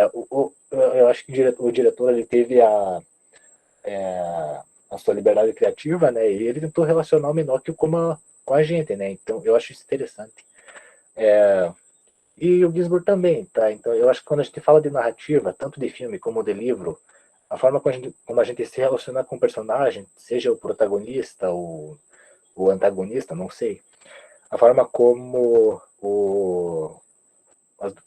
a questão da narrativa vai tratar tanto no filme como no livro, é importante, porque isso mostra como a gente é influenciado, seja pelo movimento de câmera, seja pela escolha de palavras que o escritor está usando. Então, nós que somos historiadores, a gente tem que estar muito ciente disso, tá? A gente tem que perceber que a gente está sendo, às vezes, influenciado, direcionado para um determinado julgamento pela forma como o pesquisador criou o texto, né? Então, o Santo Ofício criou documentos que tornam o Menoch um herege. O Ginsburg acabou citando o Menoch como herege? Não, né? Ele aceitou ele como um indivíduo no seu próprio tempo, né? Porque ele tinha essa mentalidade, né? Ele tentava desconstruir essa questão da escrita da história, né? E, novamente, quando a gente vai ler o Queijos Vermes, a gente tem que tentar desconstruir o que o Ginsburg está falando, né? A gente tem que ver o que ele está dizendo e o que o Menoch está dizendo. Tá, igual aquilo lá que a gente devia comentar no segundo encontro, né? De como a narrativa acaba se intercalando, como as duas subjetividades acabam se contrapondo em alguns momentos, né? Então, eu acho que é bacana a gente pensar nisso. Não sei se eu estou me enrolando aqui, pessoal, mas alguém quer falar? Pessoal da comissão, não sei, tá ali, Henrique, querem falar alguma coisa, não sei, sobre certificados, daí só para a gente ganhar um tempinho aí enquanto o pessoal vai pensando, não sei. Qualquer coisa eu posso contar aquele velho caos, né? Maravilha, então depois a gente faz isso. Thalia, quer falar? Só vou falar rapidinho sobre os certificados. Acho que a gente vai estar calculando as horas, né, de vocês. E a gente vai soltar, acho que até o fim do mês que vem. Eu tô dando um prazo maior, porque assim, o nosso grupo, ele tá menor agora, sabe? E, por exemplo, eu tô saindo do... Peraí que a mãe tá pregando um negócio ali. Deixa eu vir pro outro quarto aqui. Como eu tô terminando, eu terminei, né, a graduação e o PET é só para quem tá da graduação. Eu logo vou estar saindo, então eu vou estar repassando algumas coisas dos certificados, né? Era eu quem fazia antes, então a gente vai ter esse processo, né, de outras pessoas estarem tomando a frente dos certificados, então eu tô dando um prazo maior para vocês, que é até o fim do mês que vem, que é até o fim do mês de junho. Mas provavelmente ele vai sair bem mais antes que isso, bem antes que isso. É só tô dando esse prazo maior porque caso aconteça algum atraso, alguma coisa, a gente ainda fica em dia com vocês. Mas assim, se alguém aqui precisar desse certificado mais urgente, né, para contar horas, entre em contato com a gente no particular e a gente faz essa conta, né? Tem uma palavra certa para isso, agora me fugiu. Contabiliza as horas, né? Para essas pessoas que precisam mais adiantado, a gente faz antes. Mas assim, o prazo máximo é até o fim do mês, no máximo ali, um dia 20, mais ou menos, de junho. Mas provavelmente vocês vão estar com eles bem mais antes, bem mais cedo. E é isso. Sobre os certificados, eu acho que não tem nenhum outro repasse assim, sobre o certificado. Acho que é basicamente isso que a gente vai estar mandando até o mês que vem. Mas qualquer coisa, você pode mandar um e-mail, a gente está à disposição. Mas é basicamente isso, que é por conta da gente estar mudando, né, os nossos pessoal dos certificados, né? Daí por isso pode demorar um pouquinho, mas provavelmente vai ser antes. E é isso, não vou passar uma data certa, mas até o final do mês de junho vocês vão estar com certificados tudo certinho. Só antes de passar para o Cláudio, né, eu queria falar que a gente agora do PET está com as atividades novas, né? A gente exibiu ali o filme do Menoc para vocês ali, porque a gente está querendo já criar um certo engajamento para uma nova atividade. Não é exatamente uma nova, né? É uma atividade que a gente já tinha no período de quando as aulas eram no formato presencial, que era o CinePet, que geralmente a gente pegava um filme, escolhia, e depois a gente fazia um debate, sabe? Então a gente quer tentar trazer isso novamente, sabe? A gente pensou em primeiro trazer o filme ali do Menoc, mas a gente já discutiu bastante sobre ele, né? Então não sei se faz sentido a gente discutir o filme em si, né? Mas eu acho que seria uma possibilidade, né? Mas a gente já trouxe ele aqui mais para servir como debate, também como âncora para a gente discutir, fazer a nossa discussão aqui. Mas assim, o Cinepad também é uma coisa que a gente está querendo trazer de volta, a gente quer trazer no formato online. A gente não sabe ainda quando, talvez mês que vem a gente tente fazer alguma coisa com relação a isso, né? Eu pensei em trazer o filme Sétimo Selo, porque é um filme que fala sobre período medieval, ele fala sobre a questão da subjetividade, a questão da morte e tudo mais. Então eu acho que seria uma coisa interessante, né? Mas é só uma sugestão, mas a gente não tem certeza de como isso vai fluir. Então se vocês tiverem sugestões de filme também, vocês podem comentar. Eu acho que era mais esse repasse mesmo, a gente quer tentar trazer algumas atividades velhas de volta do PET, então é mais para falar para vocês ficarem ligados nas nossas redes, a gente quer tentar trazer vocês aqui, a mesma forma como vocês se engajaram aqui no Clube do Livro, a gente quer vocês também nas nossas outras atividades também, porque vocês contribuem, vocês tornam as nossas atividades mais especiais, então a gente quer agradecer por isso, a gente pede que vocês também participem de outras atividades nossas também, então eu acho que era mais isso, né, era mais esse merchan que eu queria falar, né, então eu acho que a palavra agora é com o Cláudio. Pode falar, Cláudio. Beleza. Eu acho que como eu estou no trabalho, então às vezes eu tenho que intercalar algumas atividades aqui, eu vi alguém comentar alguma coisa sobre a questão das rezadeiras, não foi? Sim, eu acho que foi o Paulo, foi você, né, Paulo, que comentou sobre as benzedeiras, né? Aqui Foi sim.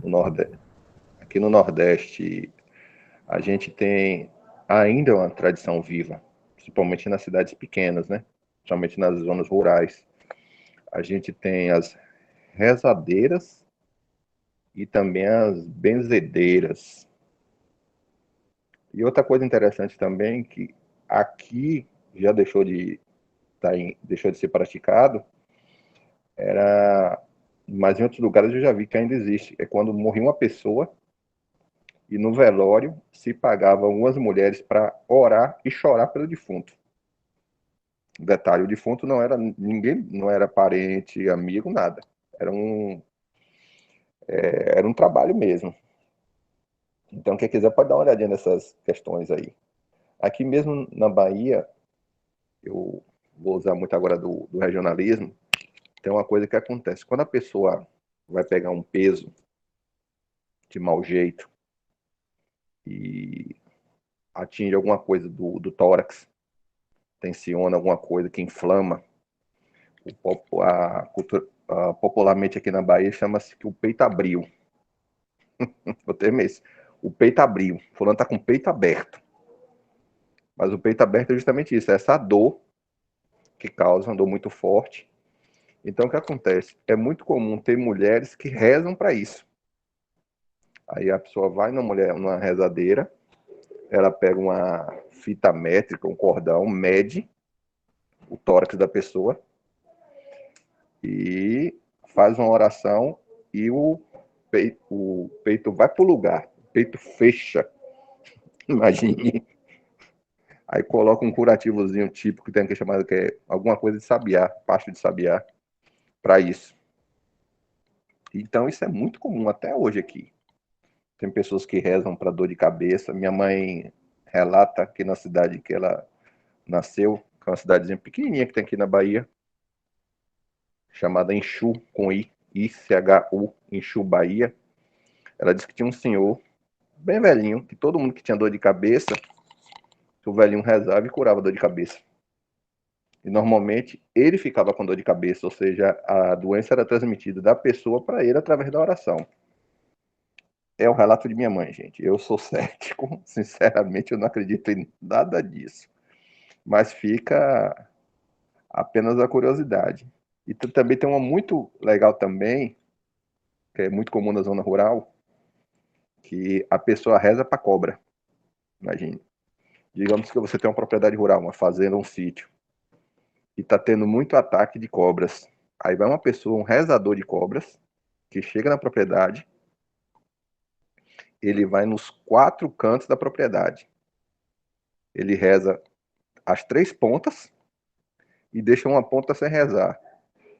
Aí ele alega que por aquele canto, todas as cobras que tiver na fazenda vão sair. Imagine, isso aí é pago. O cara recebe para isso. Para fazer uma oração para espantar todas as cobras. Como sempre, se tiver alguém aqui que também é da área de biologia, as cobras são um animal muito injustiçado, porque aqui na zona rural, todo animal que morre é cobra. Não existe outra letalidade.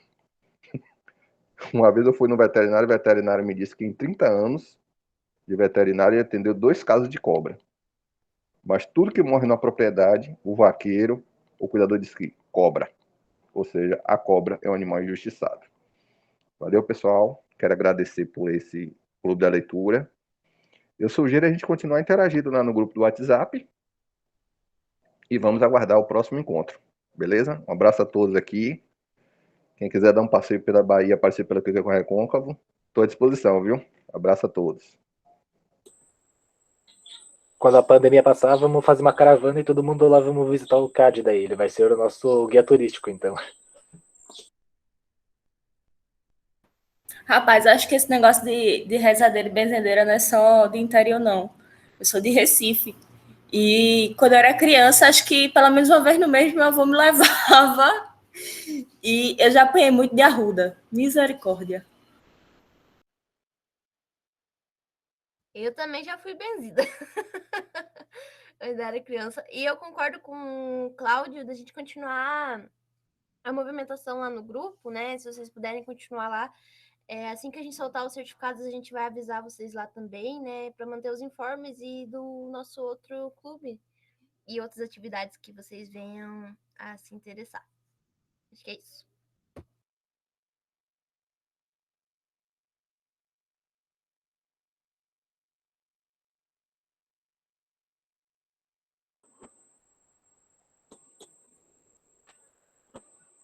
Mais alguém quer falar mais alguma coisa? Não sei.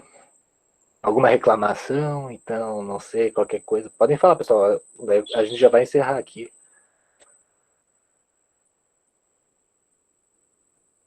Sugestões, reclamações? Tá, então acho que Henrique é com você, se quiser finalizar o nosso encontro de hoje. Vou pedir para vocês não saírem daqui, daqui a pouco a gente vai tirar uma foto, tá? Só para a gente registrar aqui, para mostrar que foi bacana o nosso encontro e que a gente vai fazer novos clubes depois.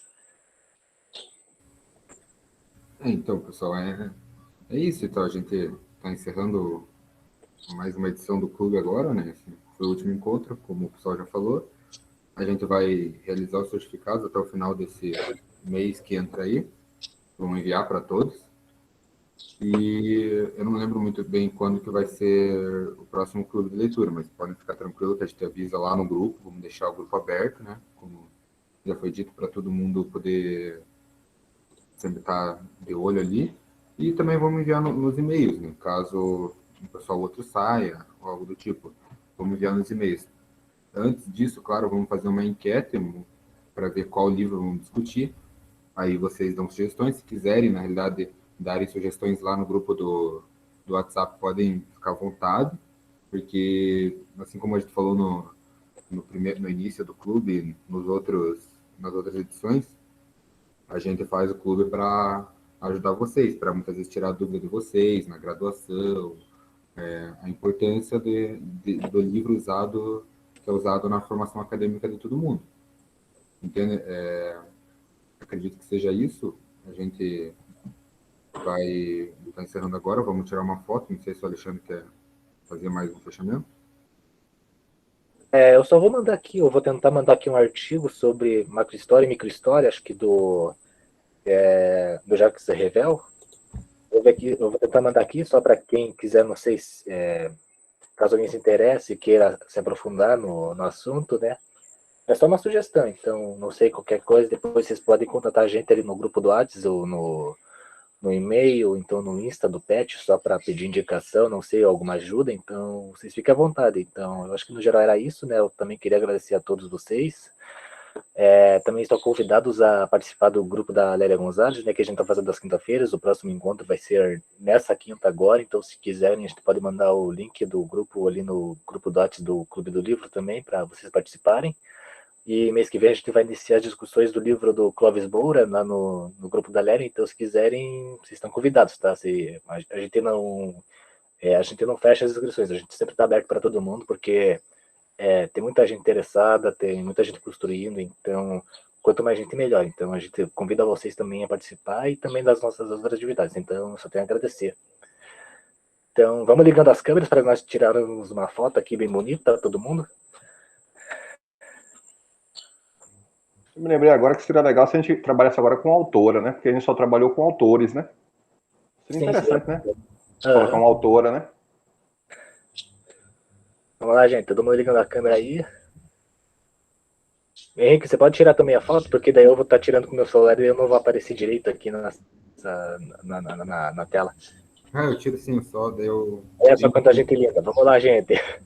Eu printo pelo computador, daí só recorto a parte de cima das abas que fica bom. Beleza, então. Vamos ligar, pessoal. Todo mundo aí, ó. Nossa, Só Pode falar, Henrique. Só para finalizar, a gente estava pensando em organizar, acho que o Alexandre esqueceu de falar, a gente está pensando em fazer o CinePet, que é um evento, outra atividade que a gente faz aqui no PET, que em vez de a gente discutir livros, a gente discute filme. Mesma coisa, a gente vem, assiste o filme, faz a discussão dele. Aí ele é menor que o clube de leitura, porque a gente assiste e faz normalmente num encontro só.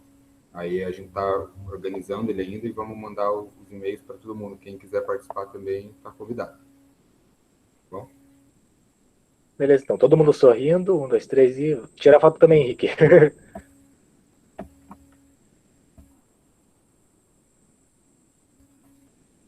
Não, acho que já foi, então.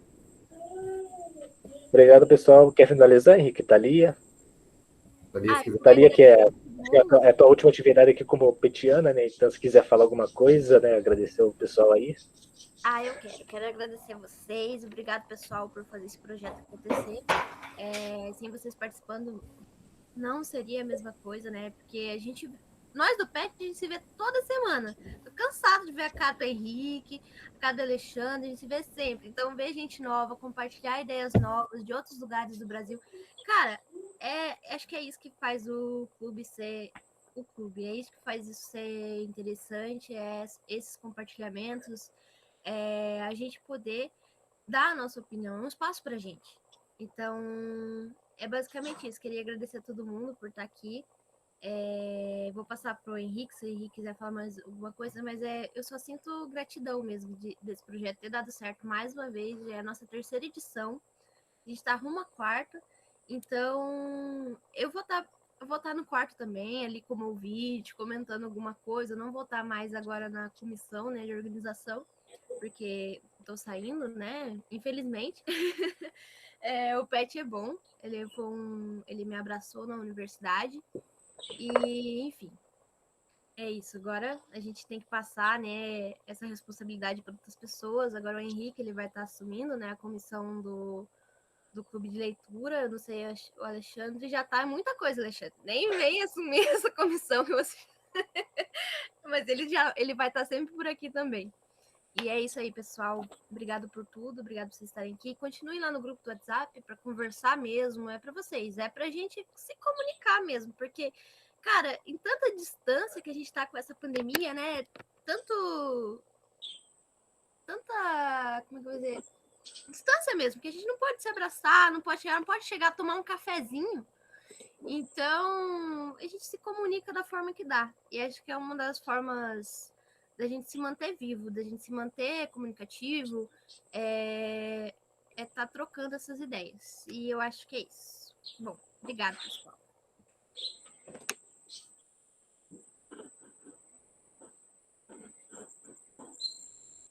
Vai, Henrique, fala alguma coisa. Tua vez. Olha, deixa eu ver a câmera, peraí. Então acho que é isso. Vamos encerrar agora mesmo. A Thalia está saindo, o Alexandre vai ficar, eu vou ficar na comissão do clube. Igual acho que foi falado, né? Vai ficar só eu, o Alexandre não vai ficar na comissão porque ele já está cheio de coisa, senão agora ele está no último ano, tem mais TCC ainda, vai ficar louco, né? Tô sobrecarregado já. Daí vai estar sempre aparecendo aí também, fazendo discussão com a gente e tudo mais. E é isso, pessoal. Estamos encerrando agora. Os certificados até no final de junho. De junho já vão ser enviados para vocês. E aguardamos vocês no próximo grupo, no próximo clube. Vamos continuar conversando lá no clube, lá no grupo do WhatsApp. Podem conversar, não fiquem com receio nem nada, tá bom? É isso. Acho que é isso, pessoal. Até a próxima. Obrigado pela participação de vocês e vamos encerrando, né? Já vou fechar aqui a gravação, depois eu mando o link dos vídeos das gravações dos últimos encontros para quem quiser maratonar, né? Então, daqui a pouco eu mando lá no grupo, então fique à vontade, pessoal. Não sei. Vou fechar aqui a gravação então, peraí.